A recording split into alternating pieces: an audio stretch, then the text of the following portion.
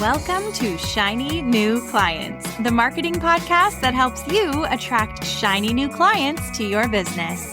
We'll talk about social media, what makes people buy, how to go viral, and marketing psychology, all in 20 minutes or less. Whether you're a coach, a stylist, or a wedding planner, if you've got a service-based business to sell, this is the show you need to fill your calendar. I'm Jenna Warriner, your new marketing coach, and this is Shiny New Clients. Sitting across from me on the internet is Sam Garcia, who is a business coach and the best-selling author of Regenerative Business. And I got to tell you guys, we've already started gabbing, and then I thought I better just tap record so that we can bring you into this conversation. I mean, we were just talking about how woo we could be in this conversation. So, I mean, I was about to ask you before you hit record, what's your sun, moon, and rising? Okay, I don't know that. Are you willing to reveal this on your podcast? I don't know that. I don't know that language. I don't know a lot of the language, but I'm so aware that when you get to a certain level of business, mindset and woo is absolutely unavoidable and inevitable. Like, so much of this game is how we're approaching it inside our heads, inside our noggins, if you will. Yeah. No, I mean, I always say you can build a muggle-based business, but like, why wouldn't you employ the unseen energies that could support you? For the people who are like, did they just say woo? What does that mean? Tell us what you mean by unseen energies. Tell us an intro to woo for the woo-less. Some people hate this term of like woo woo, and I don't know. I'm all about the cheeky stuff, so I lean into it. I call myself a witch. I do actual magical ritual. I'm into astrology. I'm into human design. I will use everything at my disposal in order to support myself and my spiritual connection and the texture of my universe. And woo can be so many different things. Some people are just like mindset coaches, and I was like pretty into the woo space, and I was like anti-mindset. And it wasn't until like I actually got really into mindset that my business really started taking off. So it's I'm pro mindset, but some people who are just on the mindset, which is kind of it can be pretty sterile. It's like beliefs and your thoughts and all these things. That's really powerful. Some people in that category would consider themselves woo and spiritual. Then there's the people who are doing like straight up witchcraft. Then there are people who are just into astrology. So it's a huge world over here that can be really fun to explore and can really, really support your business. I also have a marketing agency. I am a Virgo, so I'm like hyper practical, but I also am like super duper into spirituality, because why wouldn't you? Why wouldn't you use stuff that could actually support your physical 3D world actions? I feel like when you're in this newer level of business and you're in it for maybe a couple of years and somebody says like manifest or woo or mindset, you're like, you know what? Can I just have someone take control of my calendar? Can I just get back to all of my emails? And then maybe once I have this under control, I'll go do that next thing. But like, can somebody please just help me? I actually have seen people complain about this online, that when people at a more advanced level of business or who have found themselves in a more lucrative business are telling you more high level mindset and spiritual stuff, and they just want to know how many weekly emails to send to their list. So when I first signed on with a business coach, I didn't actually know I was signing on with a mindset person. I was there for the business strategy, and I'm so glad that she gifted to us that it was secretly mindset program. I was in like a big state of burnout at that point. And so I don't know that I would have been ready for this language or this like way of thinking. Yeah, no, it is something where I found myself in a niche where I was doing online launches and managing online launches and putting together online launches for spiritual online businesses. A friend of a friend hired me, did it for a few years, and then started actually being like, oh, I could make a business out of this, and just started booking a bunch of clients, especially because people who have spiritual businesses, they try and hire marketers to do stuff for them, but it feels really gross and it feels icky and it feels like the wrong tactics. And so having a team of all women, like mostly queer women who are into spirituality stuff, and being able to hire us was just like this rush of fresh air. There we go. And so the business became really easy, and more and more and more and more. And I also was like at this burnout point where that's when I found the mindset stuff of it helped me charge more and helped me charge what, and every time you raise your prices, I'm sure everyone listening knows this, or you're like on the verge of knowing this, where like every time you raise your prices, you're convinced you're never going to get a client again. You're convinced that no one's going to hire you and all of your clients are going to fire you. And it's just not true. It's like, maybe some of your clients won't continue working with you, but there are like, it's such a big world of people who are ready to hire you. And it starts unlocking so much freedom, either because you can take on less clients or you can hire more people to support you. Well, I don't know where I was going with that, but I think it's a good point. I don't either, but I like where we ended up. I think it's so important to know. And if you're looking for an intro to mindset and what we even mean by that, how about the realization that there are people at every tier willing to pay you whatever? People often ask me what social media management costs, and I say anywhere from $200 to $10,000 a month. I don't know. Yeah. What do you want? People will charge you anything. People will pay anything. And that mindset work can help you lead into realizing there is another market out there for you. And if you're listening to this and you're like, there isn't, I promise you, people won't pay what I charge. This is what we're talking about. This is what I mean. It's really easy in the online space for this, because there is like a global world. There's so many people you can work with, but it gets a little trickier when you start thinking about local businesses. But I've had a client who did personal training essentially, but like a weirder version with like somatics and all this stuff to affect your nervous system. And I was just like, you just have to double your prices. Like, this is your homework for the week, double your prices. And she booked out her entire thing that week in a small town in Oregon, you guys. That's fantastic. So it's not like the pricing thing is such a fun topic to go into. And with mindset stuff, I like to think about, just this is the ground that we're planting our seeds into. When you can get really good at what you're working with in your brain, and if you can really have fertile soil to plant in, then so many beautiful things can grow. Because you're the garden that you're growing could be full of like thorns and nothing you want to eat, or you can have it being planted with stuff that is beautiful and that you actually want to eat. If you liked that analogy, dear listener, then just go buy Sam's book immediately. Here, I'll give the spiel. And also, if you want, you can go to my website for the first 2 chapters as a freebie. It's thedirtyalchemy.com/free-chapters. I'll put it in the show notes there. First of all, some background is that I have been living on Maui for the last 10 years. Are we both from the Midwest? Are you from the Midwest? I feel like I remember. I'm in Canada. Oh, okay. I'm from Michigan. And I was like, I felt like a Midwest vibe from you. Yeah. Not far from Michigan. So for the past 10 years, I've lived on Maui and ended up marrying a regenerative farmer. And I was into it before marrying him. But with regenerative farming, we are looking at how would nature grow food growing systems versus how does humans design food growing systems. And I promise this will relate to your business.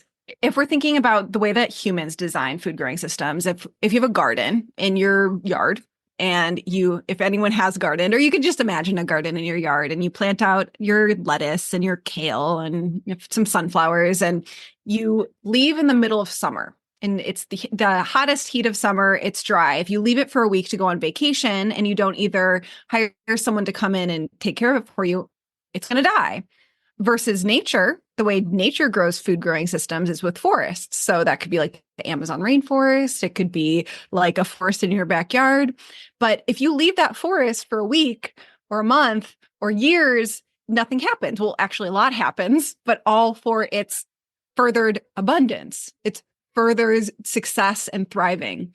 So we realize that nature, and we are all a part of nature, whether you live in a city or not, we have these nature-based bodies and we live in nature-based cycles, whether you want to separate yourself from them or not.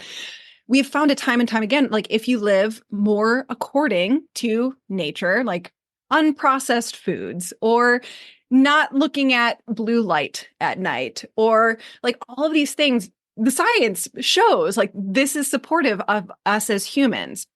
So with our business, we don't have to base our businesses, which are classically designed the way a factory is built. That's how humans design businesses, factories, which suddenly makes you a cog in the machine. If we then look at, okay, how would nature design our business, it is so different than a factory. It is not about continued growth all the time. Of course, it's about thriving and abundance and all these things, but it's not about like endless growth, fast as can be, like fuck your body, like fuck all the people, let's exploit them all. And like, they're just buyers. We don't care about them and what they get. Like, let's just make them buy. Like, that's how humans have designed businesses. When we look at instead what nature does, it's just a whole different thing. So it's about our thriving. It's about the earth thriving. And with bringing it back to regenerative agriculture, we're trying to have these food growing systems that nature would design. So that is, not only does it create food and more nutrient dense food, so a better product that is better for the people who eat it, it also takes better care of the workers, and it leaves a byproduct of this more fertile soil. So why it's called regenerative in and of itself is it's leaving the land better than it was before. So we're not just thinking about the exploited product. We're not just thinking about the output. The entire system is thriving. All of the elements are thriving and getting better. I'll stop there. Please never stop. Okay, I have a question. Was my understanding when listening to the audio version of your book, my understanding was like, okay, in my business, we live on a lake. We live in a somewhere similar to Michigan, very short, beautiful season. And the rest of the time it's cold and slushy. And so the way that I design my business is in summer, we chill. And the team and I know that we like take on fewer new clients. We enjoy the summer. I try and work 4 days a week instead of 9. And then in winter, I put my head down and I work. And winter in my head is always work season. And a friend of mine was like, no, Jenna, winter is for rest. And I was like, wait, am I doing it wrong? And then in your book, it kind of, I felt, told me I was allowed to do what I wanted as long as I honored some sort of cycle. It doesn't need to be winter's rest and summer's growth.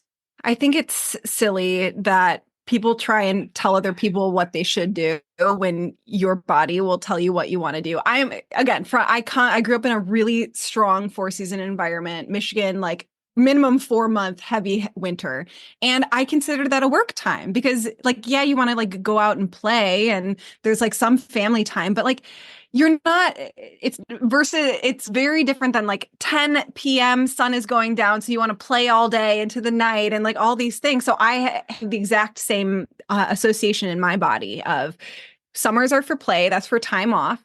Winter is when I go in and I'm just like, that's when I read. That's when I do. That's when I'm like, whatever. So whatever you decide for you is perfect. It doesn't matter what the season is outside. Some people love working on weekends because no one bugs them. Versus like, oh, you have to have a weekend because da da da da. It's like, no, you have to make sure that you are building in the cycles that fit for you and your natural inclinations. Oh my gosh, yeah. I used to judge people who worked on the weekends because like, we're not supposed to, and you're supposed to have rest. But like not getting phone calls and emails and Slack pings on a Saturday, I can actually sit and do creative writing. And I probably shouldn't have been so judgy before. You live and you learn. Yeah.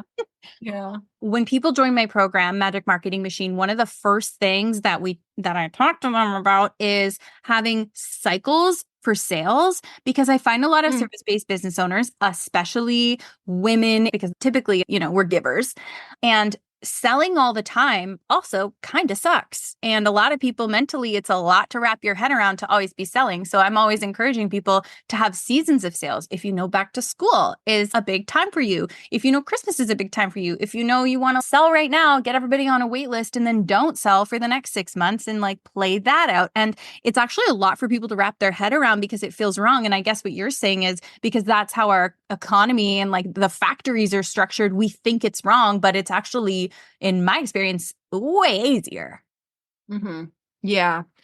Yeah. And one side of this is realizing that your cycle can be, there's so many different ways to do it. I'm assuming that your business program is not like this, but if you join someone's program, someone will tell you a formula and you have to follow that formula. And like, it just doesn't apply to everyone, where if you realize all the different ways that it could be like that, your sales cycle could be one online launch a year. Like there are some business that are actually built. They just launch one time of year and they make a shit ton of money during that one launch. And some people do it seasonally. Some people have a different promotion every single week, and it's just realizing what actually works with your energy type. Like, are you someone who just wants to be building and building and going all the time? I know people like that, where some people want to take an entire season off. So, okay, great. You have to do more stuff outside of those seasons, and that is totally fine. I suggest members in my program commit to the formula only because otherwise a lot of people don't feel like it's possible or don't believe it's going to work or just don't. So basically learn the rules so you can break them. Yeah, no, I love that. Like, try this. Please dedicate yourself to this. Do the things, do the tasks, schedule the time.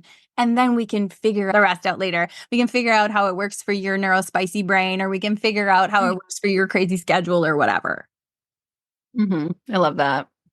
If someone is new to this entire concept, do you have suggestions for how to map out your year or journal about your year, or just think about a new way of structuring your business that reflects your personal seasons? Is that a hard question? No, I think it's a nuanced question. I feel like if you've come from a corporate background in any way, then switching to being an online business owner or an entrepreneur in any way, it's also recognizing that sales can come in seasons where it's okay if every single month isn't the same. And some people hate that. They are afraid of this roller coaster of income and like things going up and things going down. But if you can actually identify what times of year are the best times to sell and just basing your sales off of that, it just works better, right? And versus being like, oh my gosh, I made half of what I made last month.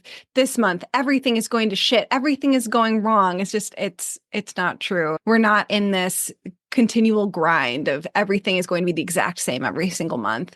Yeah. I think some advice that was given to me when I was starting my business was like, as with the stock market, if you're not growing, you're dying. And that's what was taught to me at the time. Oh my gosh.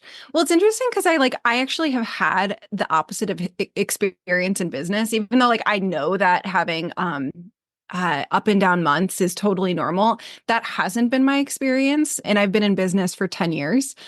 And a part of that is because I've always had to be the breadwinner in my relationship. And I live in the most expensive place in the United States. And having to have a certain baseline, it was the highest priority for me versus anything else. So I would actually price lower to ensure that I would get a certain number of clients and just have more clients and work more. And and then, I mean, much later on realizing it was be okay to actually take on more because I had the testimonials, because I had the proof, because I had the mindset in place. But at the beginning, I was actually pricing low just to have a baseline of income because I needed to. And that is a reality for some people that I just want to acknowledge. Yeah. And I was a bartender and an actor. So I was always comfortable with windfalls and being paid in big chunks because that's always how I either made money by people throwing loonies into my jar at night or by booking a Tim Hortons commercial. That's how I made money. So I've never had my corporate paycheck coming in and needed to rely on that. So mindset wise, ready to rock and roll, never bugged me to not be consistent. Oh yeah, I didn't start doing project-based sales until much later. I was just doing hourly rate. So right out of college, I went to freelancing because both my parents were freelance graphic designers. So the idea of freelancing was normal to me. Just to call attention to when we're talking about mindset, and if this is kind of new to you, what Sam just said was having graphic designers as parents and working freelance was normal to me. And mindset is kind of about identifying what is normal to you and maybe can new things be normal to you and new things just inherently feel possible. Yeah. I like to think of it because we have a part of our brain called the reticular activating system, which is literally the only point of it is to prove what you believe. Because I wish I knew the numbers off the top of my head, but the amount of information that comes into our senses and literally every second is just insane. It's just insane how much information comes in that our body can take in. So our conscious mind has to filter, and it filters through our reticular activating system, which tells it this is important to tell us. So your dad leaving when you were a kid, has taught the reticular activating system to find more proof that men are dogs, you can't trust anyone, like whatever that like core belief has set, or that like money is safe, or like what are the things that is currently in the reticular activating system, and how we want to actually change that. And so the classic example of this is that if you just buy a blue Prius, all of a sudden you start seeing a bunch of blue Priuses everywhere. And it's like, oh my gosh, what are all the blue Priuses? It's not, there's no more than there were before. It's just that switched your brain to be like, this is important to pay attention to. So what I like to think about with the reticular activating system specifically is like, if you can think of you're a fish in a fish tank and you're just swimming in this water and like, you don't even know that the water is around you, and it's your job to jump into another tank or like maybe in a pristine lake. And so the opportunity there is start flooding your system with new inputs. So if you follow a bunch of Instagram accounts that are just bashing men all the time, or like are joking about how the economy sucks, like unfollow all of those. Or like maybe you want to bash men, I don't know. But whatever the thing that you don't want to actually be a part of your reality, you need to actually unfollow, stop looking at those, and start putting in new inputs. So when I was doing my big mindset jump, I was just listening to podcasts all the time of people with different beliefs than me. And I was listening to audiobooks all the time with different, like, of teaching me just a new way of what was normal, what could I actually believe, what was possible for me, just so that I had completely different inputs. Especially because during this time period, my husband was like, you should probably shut down your business because you're stressed out all the time and you're working all the time. And because he didn't see it. He didn't see what was possible, but I believed. And so now he's like, oh my God, you can do everything. Like, you're so amazing. Da, da, da, like all these things. But he was like, just trying to keep me safe. So especially if you have people around you who don't believe it, you who don't have the same vision as you, who tell you that your pricing is too high, like you don't want to talk to those people, honestly. Like, don't talk about business to those people.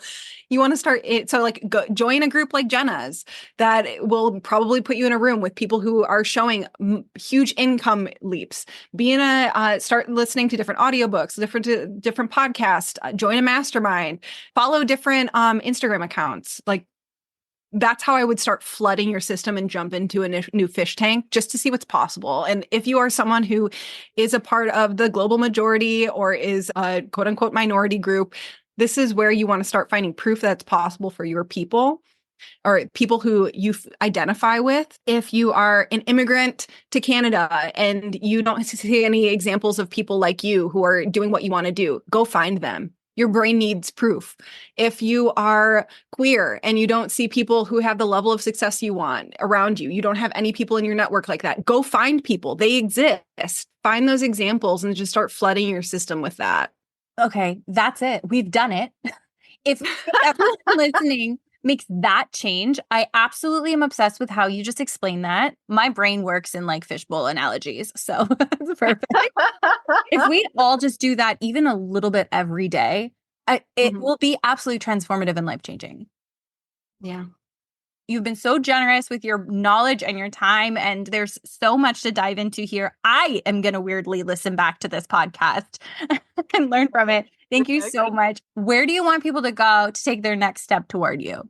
The easy first step is you can get the free chapters of my book, Regenerative Business. You can also buy the ebook, the physical book, or the audiobook. All of those are available at shop.thedirtyalchemy.com or on Amazon, especially if you're international. Like, when shipped to you, it'll be like, we have some people from Australia DMing being like, hey, shipping's like $50. Like, what other options are there? I'm just like, just go on Amazon. It's like no shipping cost if you buy from Amazon. And if you want to go deeper, I'm the most active on Instagram. So you can just hang out with me on Instagram at The Dirty Alchemy. I have a podcast called Regenerative Business. And then we have tons and tons of online courses that you can check out on Instagram or on our website. Brilliant. And all of it, of course, will be in the show notes. And I love you on Instagram. Everything you say, I'm like, did you guys see that? Did everybody read that? Thank you. I feel the same. I feel like I'm always sharing your stuff. Thank you so much, Sam. We'll see you. Oh, I usually say we'll see you in the next one. I'll see you online. See you guys online.